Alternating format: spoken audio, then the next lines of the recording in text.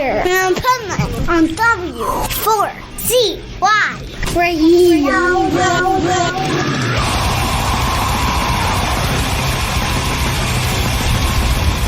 It's the Pipeman here on the Adventures of Pipeman, W4CY Radio, the Positively Pipeman segment with powerful business strategies from Michael Barbarita, the would I call you the CEO of Next Step CFO, or should we just stick to president? I like the ring of how it says the CEO of Next Step CFO. That is a better ring. There's no question about that. How are you, D? I'm doing great. And, coincidentally, we are doing a live event right now. And yes, today we're going to talk about live events and webinars. So let's get to it. All right. So in today's global markets, connecting with people all over the world has actually become easier than ever. And, webinars and virtual events are an excellent way to connect with people without having to physically be there. It also provides small business owners with multiple ways to scale and build connections with people, not just in their local area, but anywhere in the world, actually. And then live events, on the other hand, are one of the best ways to bring people together. And it's a great way to leverage your time using what I call a one-to-many strategy. And the webinar does the same thing. It's one meeting that addresses many, hopefully, prospects. And as a business owner, you can create an amazing experience for your audience while leveraging your time by making one presentation to however many prospects that you can find with customers and clients in attendance. And we'll talk about a little later the challenge of getting people to these events. But with both live events and webinars, they provide leverage, and that's that one-to-many kind of thing. And there are some key differences, of course. A live event creates more of a personal connection that's kind of hard to replicate in a virtual setting. And I think a live event also allows the opportunity to build trust and credibility faster and on a more personal level. But, on the downside, live events can be expensive. There's, the travel, there's accommodations, there's venues that you have to set up and so forth. And you have to get people's fannies in the seats. Which can be a challenge. And virtual events, they're a little simpler. They're less expensive to host. They don't require any travel or accommodations or even a venue other than Zoom or something similar to Zoom. And the geographical limitations are totally eliminated, but still allow an opportunity to connect with people all around the world. And the personal interaction that comes with a live event can't be fully replicated in a virtual setting. However, I believe what's happening in the webinar world is that people are starting to make them more interactive, because if you're just getting on there and touting whatever it is that you're doing, like a seminar where you're talking all the time, it creates some boredom and on the part of the audience. And your dropout rate, which is something that you have to deal with mostly with virtual events, not as much with live events, but with virtual events, your dropout rate is accelerated because you're not making the webinar interactive. Mm-hmm. And there are a number of ways. One of the things that I do to make webinars interactive is I have what I call the virtual roundtable. And what a virtual executive roundtable, and what an executive virtual roundtable is I talk about the strategies in my book. I'll present strategies that I have from my book, and then I will let the audience give us their opinion on whether or not the strategy would work in their industry. And it allows for dialogue. I mean, after I present a strategy, and then all of a sudden there's dialogue among everybody, and people chime in. Even people who sometimes are more fearful of talking are participating in these. And sometimes at the end, they'll tell me that they can't believe they participated to the level that they did. But, when you ask the right questions and you present the right things, it can create questions. Even if somebody is, and it happens to me, certainly happens to me when I'll present a strategy and somebody says, gee, I don't think it'll work in my industry because of this and that. But that's valuable input, not only for me, but also for the rest of the audience. Sure. And so the more interaction that you can make in a webinar, the better your retention rate, the people who stay on, is a lot longer. And the boredom factor is virtually eliminated. I'll give a perfect example of that. Yeah, by please. The way. So I go and do these coverage for these podcasts and broadcasting events. And when there's virtual ones, they have literally like it's kind of a chat room, kind of also a meeting room, kind of also, everything combined, a networking room. They call them all these different names. But basically what it allows people to do is not be bored, because they're interacting with other people through these chat rooms, networking rooms, meeting rooms, and everybody's feeding back and forth, and then they're feeding their questions into the presenter, and the presenter can see all that stuff and interacts. Great idea. And even on radio, okay, I have always been a big proponent, personally, on my own show, that if people chat during the show, whether it be commenting, or we used to even on the radio network when we were just radio in the beginning, when there wasn't all this technology, we had a chat room. And basically, it's interesting because people would just come because they loved the chat room. And that got them listening to these radio shows because they loved the chat room. Okay. But also, it did create where like they were part of it. But also, when I would read the chat room, or now if I see comments, I will talk directly to those people, even though they're not talking back to me because they're not in the show. They are, because they're chatting. And I've literally, with the chat room with radio and now with commenting, you literally can have a whole conversation on the air live by doing that. And then people are engaged. And even the listeners that are not part of that are more engaged and less bored because it's not just somebody talking to them.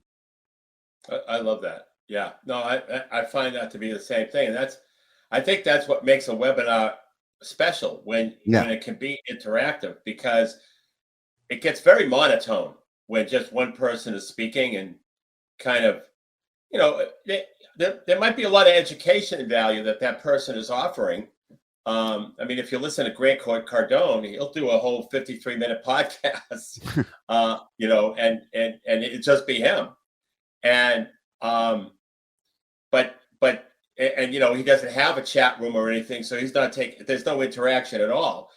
And he's really good at it, so he probably gets very high ratings and is successful at it. But I think it depends on the personality for sure. Yeah, it really does. But to the common man, I think that has to be more interactive. No doubt.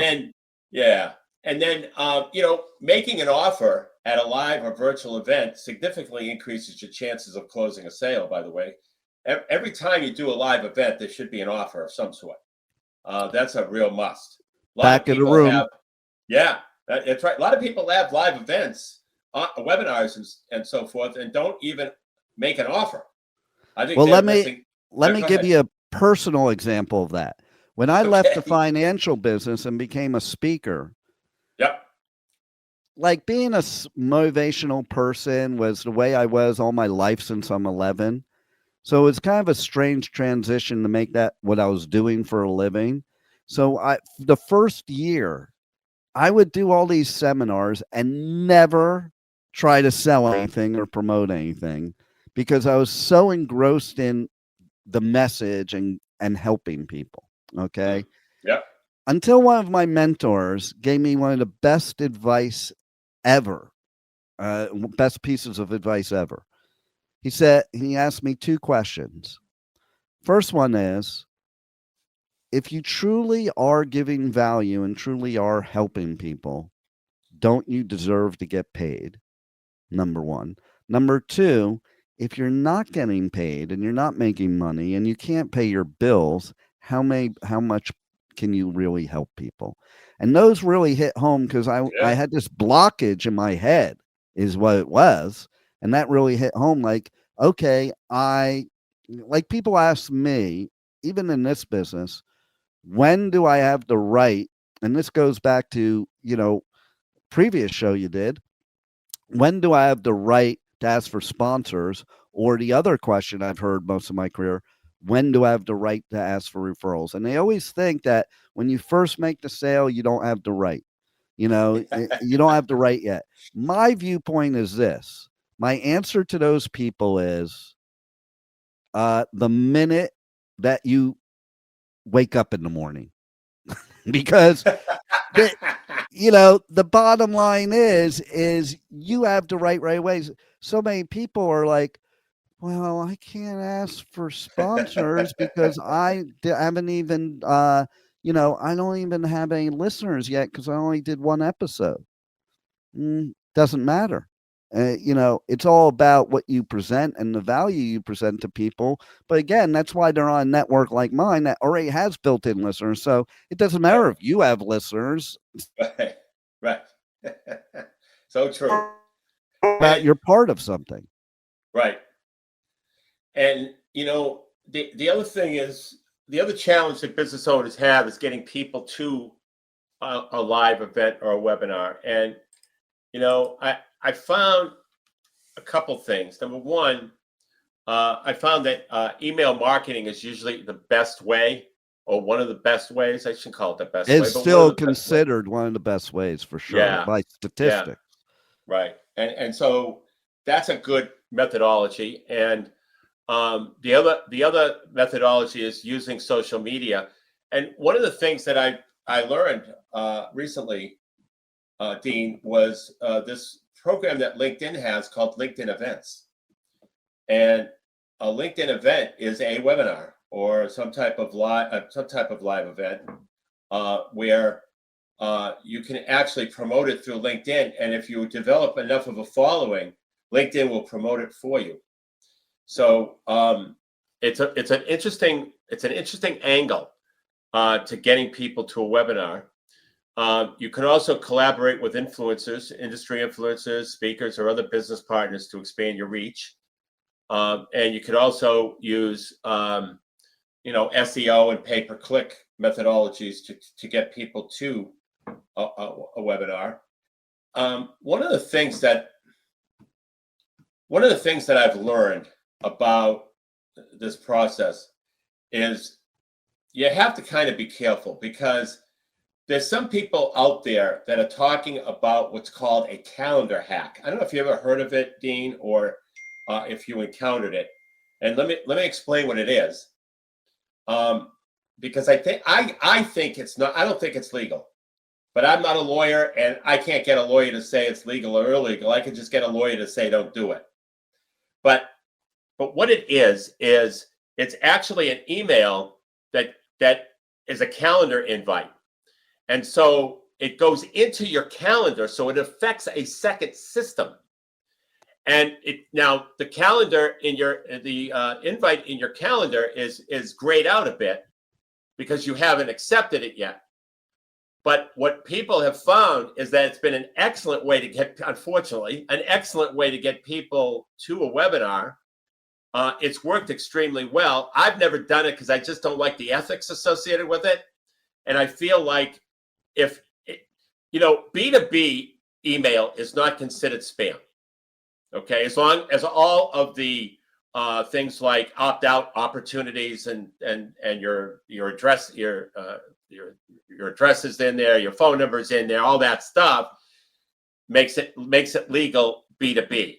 But when you talk about email and a calendar invite that is impacting a second system, you have to really think about the legality of that. And there are a lot of gurus out there that are recommending the calendar hack because it works so well. But when you do it, there is a lot of blowback as well from people who are aggravated that their calendar was consumed by this, by this event. And I have my opinion on it too. Could I get your opinion on that? Sure. I would love it.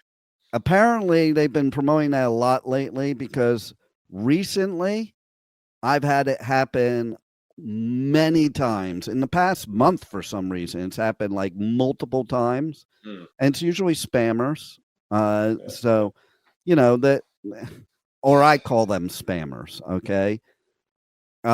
Second of all, I've had some from way back. So let me tell you two of the issues that I have. I don't like it. Don't force things into my calendar. I already have a very busy calendar. Right. Okay. And that kind of screws up my scheduling in my calendar, number one. Okay. So it pisses me off there, being blunt. Okay. And I immediately view that this person is a spammer or a scammer because they hacked into my calendar. Right. Something else I've noticed that makes it really bad. I have a couple that I cannot, for any way, shape, or form, no matter how many, they set it up as a recurring thing, these spammers, and you cannot delete all events. You can only delete like the one. And so there's a couple that every single month, these things are showing up in my calendar, and there's no way for me to get rid of them at all. Like, I've tried, and I'm a techie, and there's no way to get rid of them at all. Even if you do something, like I had one that hadn't shown up in a couple of years because I figured a way to stop it.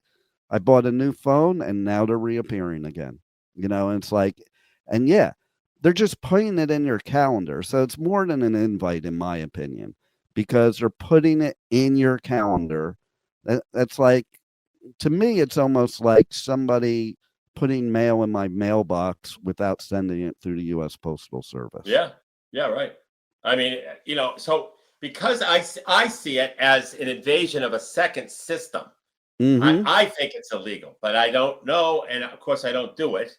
People are already annoyed by getting too many emails. Now you're going to have this all over your calendar. I know the calendar. It goes into the calendar, and unless you, say you don't want to go, you deny the attendance. That's the only way it comes out of your calendar. But in the meantime, an important person can't schedule time in that block. Exactly. And it's really annoying. I haven't heard of the ongoing, once a month. Oh my God, that's going to be really annoying. And really, think of the possible prospects you could have that are going to do business with you, that you start doing that stuff. Like, if you start doing that, I'm never doing business with you, no matter what your product is. Right. That's me. Some people would. Now, you take the other side of it. It's like people get scammed on the tax phone call, and people get scammed on the dating sites. Yes, it will be effective because people are going to think it's because what happens is when you first see it in your calendar, you think it's an actual thing that you schedule. I know. That's what kills me. Right. Yeah. So I'll be like Simon from, America's Most Talent. I'm voting no, not going on to the next round. So am I. But anyway, Dean, I'd like to offer your audience an opportunity to get a free workbook called. This is a free implementation workbook too. This isn't just education. I mean, you could go to AI if you want. If you want to learn about live events and webinars, you can go to AI or you can go to Google. This is actually a step-by-step roadmap on how to implement live events and webinars. And so to get that, you just go to nextstepcfo.net, hit the contact button at the top of the website, and then fill out the contact form. And in the message box, put live events and webinars workbook. I'll send it to you free of charge. Nice. I love it. I love you always give the listeners something free because they need all the help they can get, in my opinion. And that's not in a bad way. It just means we have so much getting thrown at us right now that you need the assistance of somebody like you, Michael Barbarita. And so that's why I'm thankful you're on the Positively Pipeman segment here on the Adventures of Pipeman. And thanks for being here. Thank you, Dean. See you next week. You got it. Thank you for listening to the Adventures of Pipeman. on W4CY Radio.